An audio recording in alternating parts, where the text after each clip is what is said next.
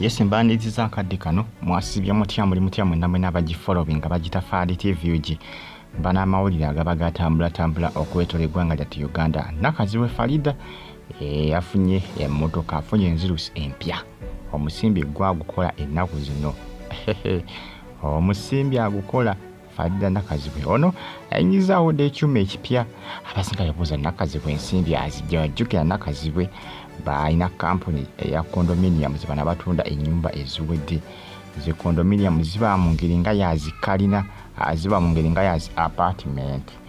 Munange ajjukira Nakazibwe kampuni eyo bamukwa balina emigabo emingi. Era nga munange kuba lyava Queen TV, jjukira akola nga Queen TV, kuba lyava Queen TV kiringa bukirinzi.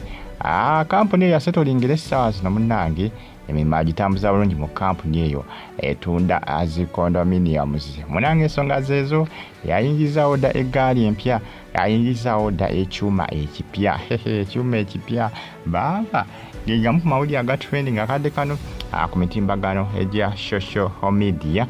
Naye nga abasinga temwebuuza nnyo sente azigyewa Nakazibwe kampuni. Naye nga kampuni etunda condominiums ozimanyi bazita condominiums nyumba. Nabagamba nti mu Uganda nyumba za condominium kizijja okubanga sanga okubanga zijja. Mabega kawo zibadde zibeerawo naye nga bannayuganda tebazijjumbira nnyo olw'ensonga nti ziba za bbeeyi. Ziba bukadde 5 ng'ogula condominium. Bukadde 5 bwe zitandikirako za bbeeyi, bukadde 5 sina 5, bukadde 5, bukadde 3, bukadde 4 mwezitambulira. Omwezi tambulira omwezi ssente. Kati Nakazibwe atunda condominiums n'agula emmotoka eno. Nze nyinza obuteewuunya wadde n'akamu ensimbi zo bazikolera ddala. Ezo kampuni zibako ozikola ensimbi. Okubanga omuntu ku lunaku osobola okuyingiza obukadde nga 8, kampuni ez'okuyingiza obukadde nga 8 oba biliyoni eba eyingiriza ddala. Jjukira abantu kati saa zino bazigula nnyo zi condominiums. Mabegako awo zabanga z'abaserebu nga basinga bagamba abaserebu bagula zi condominiums. Ne kati saa zino n'abantu ba bulijjo asobola okugigula. Olwokuba abantu bengi beebuuza omuntu ogula condominiums kati tetukesa n'ekaddiwa. Byantabula. Banga zibanga ziika ebanga kalina kati bategeeza nti bwe beefunye obuzibu neegwa oba ogudde mu loosiyo. Naye ng'ebanga nnyumba naye za bbeeyi. Ogisange wedde buli kimu okisangamu. Kati Nakazibwe byebadingiramu ebyo era yomukwaba balinamu emigabo emingi. Obalaba ensimbi alina.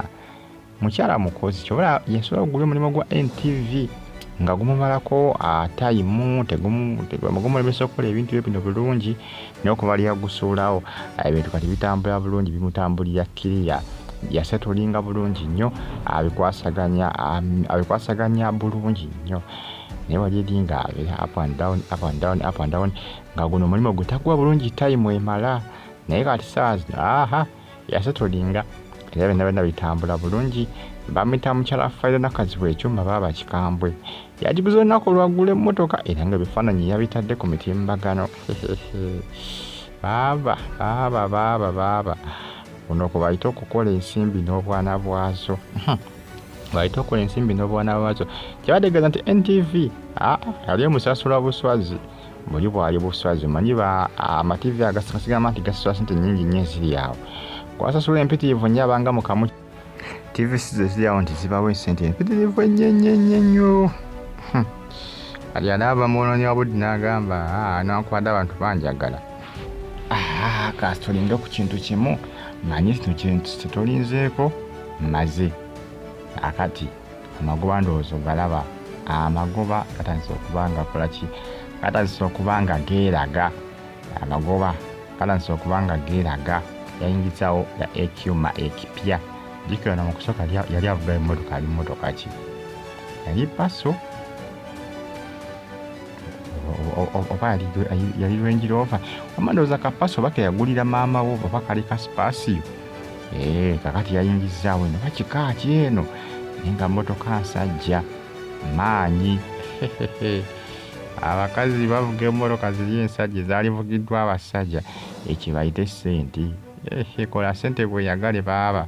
Nsonga ziri munange zitambula kadde ka Nakazibwe tukuyozaayoza munange tukuyozaayoza okuba nga wayingizaawo ekyuma ekipya wayingizaawo dda institusi empya mwaka gwa 2025 agutandise bulungi tuli mu February tugenda mu March ye munange asobodde okuba nga yeefunira emmotoka kapyata awo omwaka omuntu oba ogutandise bulungi boy n'omuntu atandise omwaka nga atandise nakuzimba nnyumba n'agimaliriza oba ogutandise bulungi oba ogutandise bulungi n'omuntu atandise omwaka nga otandisewo bizinesi yo nebeera successful mu bbanga ttono naawe omwaka oba ogutandise bulungi era oba ogenda kugufunamu ebibala kkiriza oba gaana naye bw'ogutandika obubi tegutyatambula bulungi baba newofuba otya newoofuba otya newookola ki tegutera kutambula bulungi guba mukalubo nnyo wotera kuba mukalubo nnyo gy'oli kasita oba nga ogutandise bubi tebula munnange kiba kirungi tusaba nnyo Katonda kiba kirungi tusaba nnyo Katonda n'atuyamba emyaka gyonna emipya ne tukitandika bulungi. Ensonga zeezo bagita Faridah TV gimbeebaza ne bagamba nti mungere okuba nga mugifollowinga amawulire mba naga gaba gatambula okwetooloola eggwanga lyattu Uganda. Comment section ntera obaka mu comment section yatosigale ng'ogifollowinga bagita Faridah TV abali mu Iraq, Baghdad, Saudi Arabia mu kibuga Riyadh, abali Kampala mu ggwanga lyattu Uganda mwakola ky'amanyi okuba nga mwasubscribinga ate ne munyiga kokade bamuyita mukyala Fade oba mukyala Faridah Nakazibwe bwatyo kuyefunidde institusi empya kapyata kampuni ebibala ez'ebibala kampuni ye ya condominiums kyamazima yefuna kiralu yafuna kiralu abantu batandise okuba nga bakola kibategera zi condominiums naye oli kampuni ezisinga ezazitundanga